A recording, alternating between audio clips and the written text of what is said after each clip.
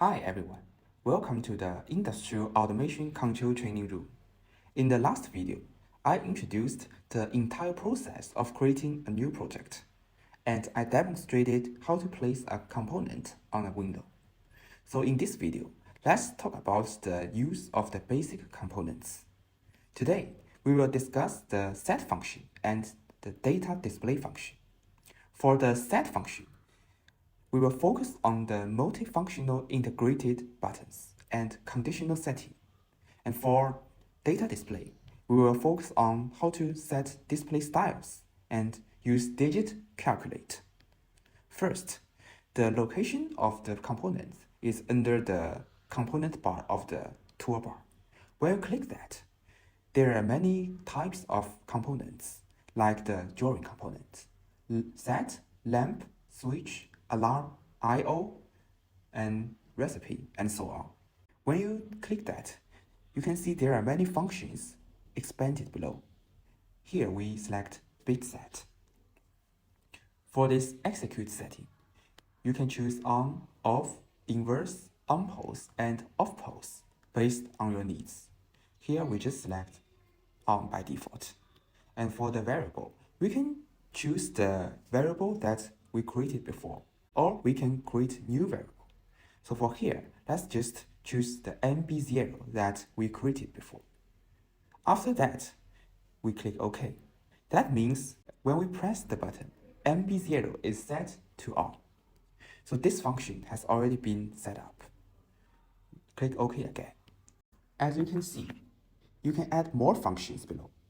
These buttons displayed here are all the switch functions in this software.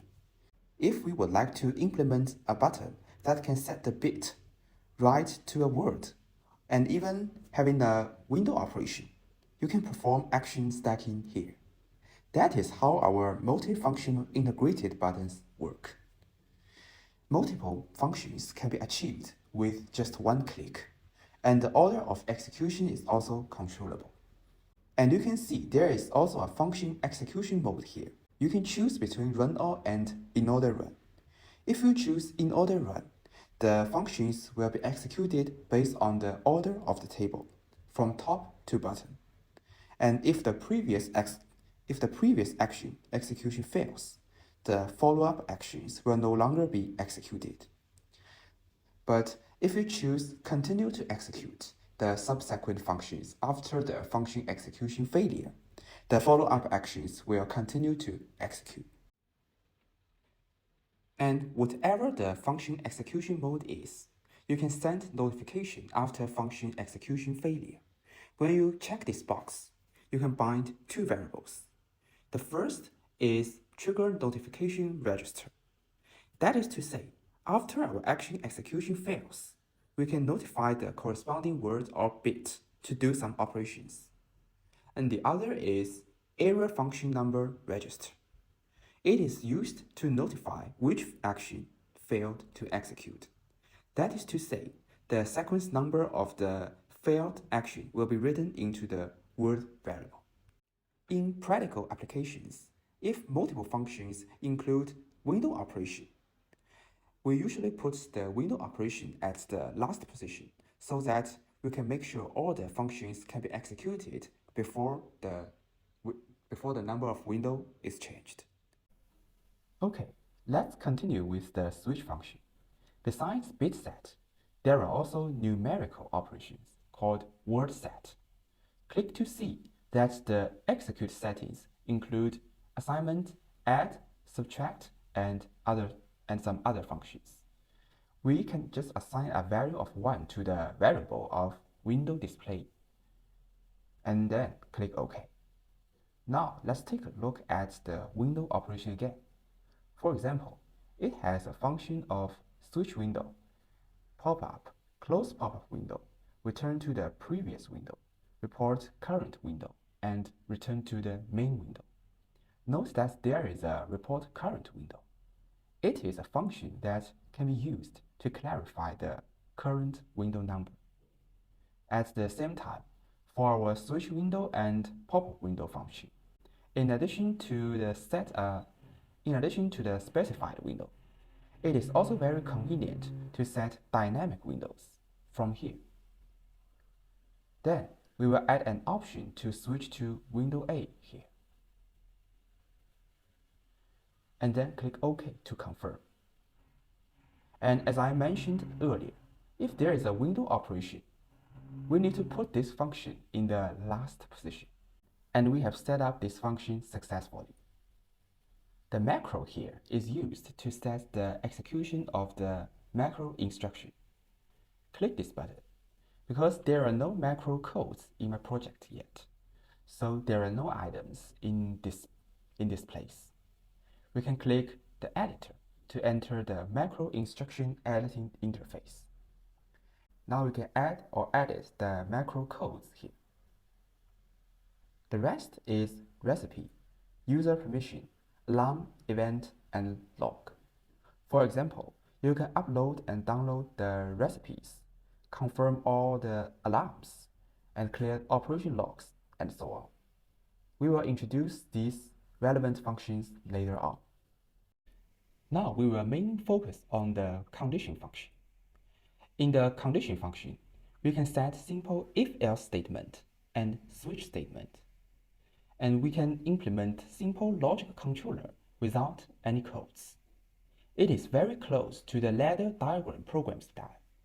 You can use it without any program skills.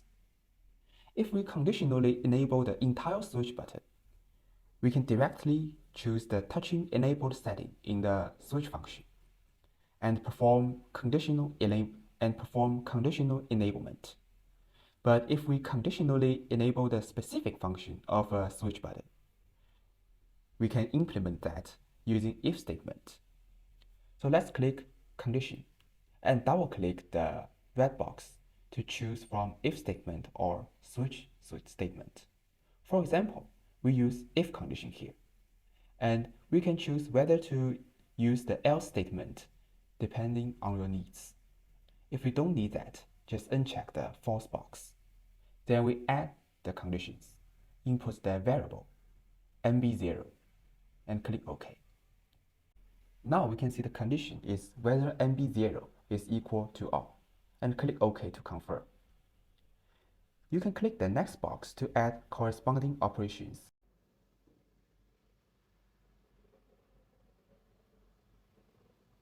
From here, we don't need the condition action set, so I just click cancel to cancel it. Then, since I want to implement a button that can switch windows and have the effect of being selected, the setting function here is basically ready. We also need to use the lampset function. The lampset function is used to display the effect that the button is being selected. Then let's enable multi-display. Then select the word variable for the variable type. Then we select the variable of window display that we previously assigned a value of 1. And click OK to confirm. And then we have two states.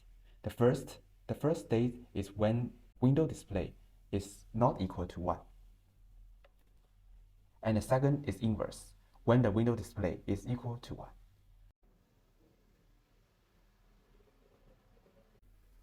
Oh, you can also change the label and the graphic of this button. So double-click the button to return to the editing interface. We set the label as window A.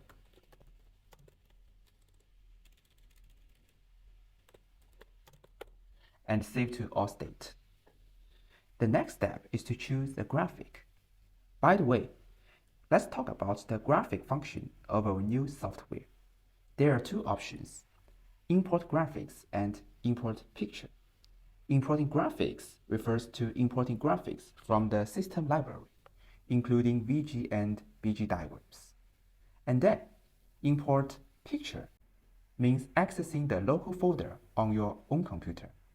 Importing image formats supports JPG, JPEG, PNG, and BM. So now, I'm going to show you how to import an image of multiple states. Let's choose Import Picture. Then we select multiple graphics, for example, black left and black right, and click Open. Now change the naming convention. Now you can see we have already imported a picture with two states. This needs to be distinguished from batch import picture. Batch import picture refers to the batch import of individual pictures. Similarly, if you are not satisfied with the graphics in the system library, you can also choose to add graphics. You can draw through the lines and shapes. So here, let's choose this graph for our button, then click OK. Now we have already set up this function. Then we can move this button to the public window. As you can see, I've already created 3 buttons for switching between window A, window B, and window C. So now I'm going to demonstrate how to actually use the switch function and the data display function. Let's switch to window A. First, bit set. We can find the bit set in the set component and input the variable MB0. Click OK. Note that the execute setting is on. That means when we press that button, MB0 will be set to on. And then we modify the label. Let's say set to on. Save to all state. We can just use the default graphics. Then we place the component here. We also want to use a lamp indicator that can show its actual effect. So we can find the lamp here. Also, find the variable MB0 and click OK, then place the lamp here. The second button is to set MB0 to off. So the same operation, bit set, choose the MB0. But here, for the execute setting, you need to choose off. That means when you press the button, MB0 will be set to off. Then change the label to set to off. Save it to the off state. Then place the component here. Secondly, bit switch. It is under the switch function. But for here, we can create a new variable called MB1 so that it will not conflict with the MB0. Then choose MB1, click OK. For the switch type, we choose reverse for now. And we modify the label to on. The second state is off. Then OK, we place the component here. We also need a lamp indicator to show its actual effect. So find the variable MB1 and click OK.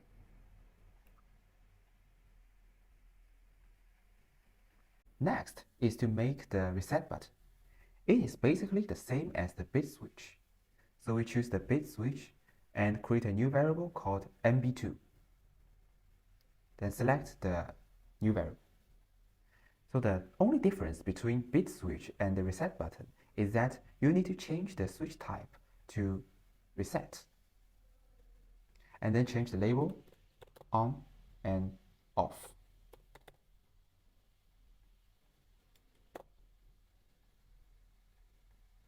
We also need a lamp here for MB2.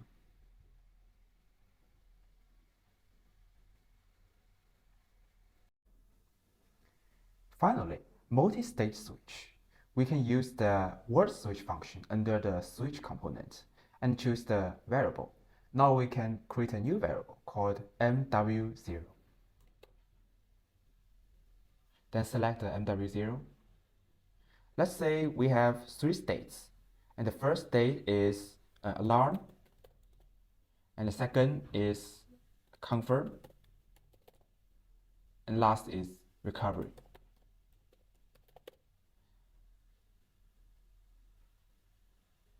Then click OK. After that, we also need to place a data display component to display the value of MW0. So click the data display and number display. Read the variable of MW0 that we created before. Then place it here.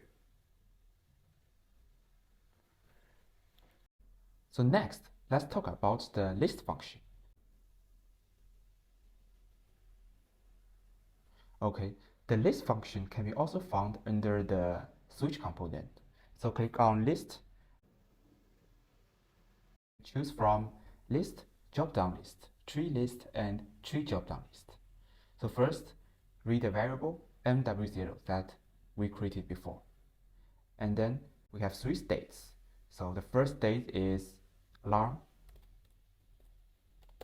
The second state is confirm. And the third state is recovery.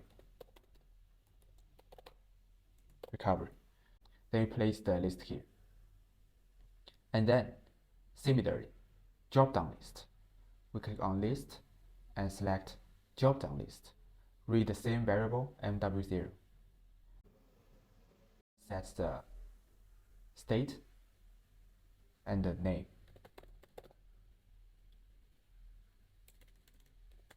Alarm, confirm, and recover. Then click OK.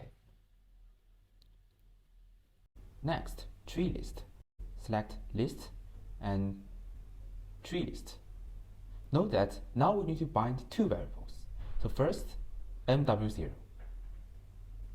And the second, we need to create a new variable. So let's create a new variable called MW15. Then click OK. Then place the tree list here. So finally, the tree drop-down list. List, tree drop-down list, and read MW0, select n value MW15. Then click OK. Then let's discuss our data display function again. We switch to window B. First of all, let's start with the number input. So create a new variable, and here we go.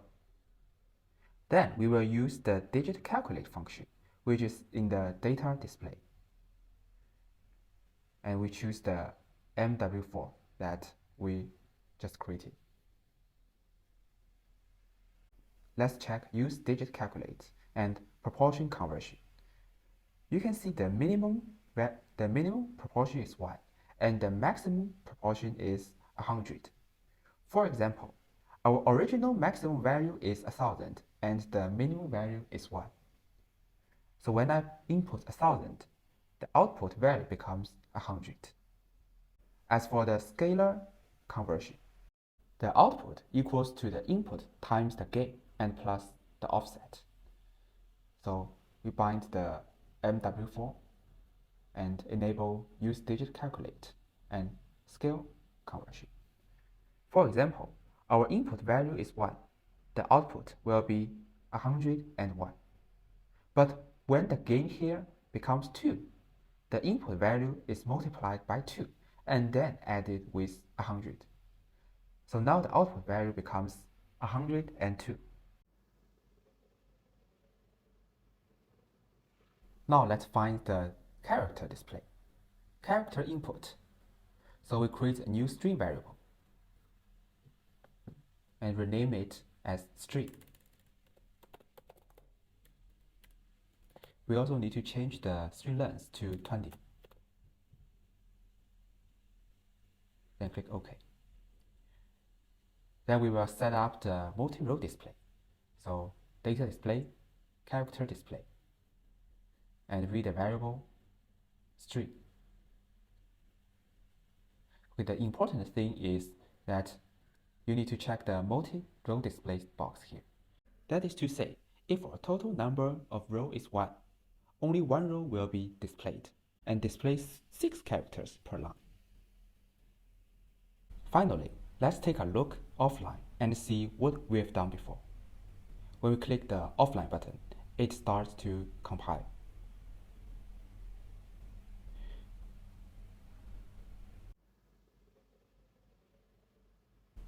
You can see the window switch button taking effect.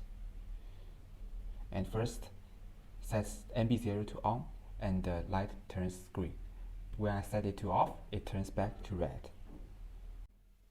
The bit switch button on, off, and the color of light is also changing, and the reset button.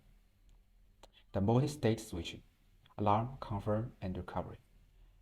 As you can see, when I change the states, the corresponding information in the list is also changing.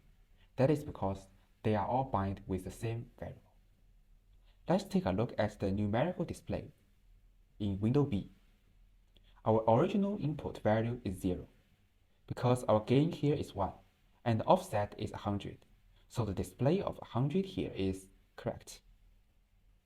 So for example, let's input 25 and click enter. You can see it will automatically perform calculations and the display here is also correct. Finally, let's test the text input.